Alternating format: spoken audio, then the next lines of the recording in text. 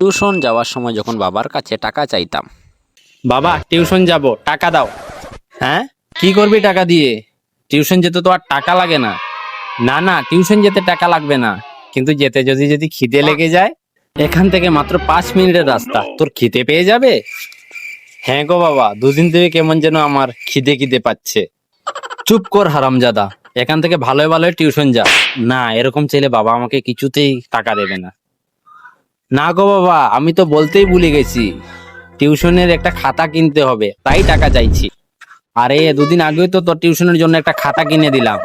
এই খাতাতে হবে না, স্যার বলেছে এক্সট্রা নোট দেবে না, তাই একটা নতুন খাতা কিনতে হবে।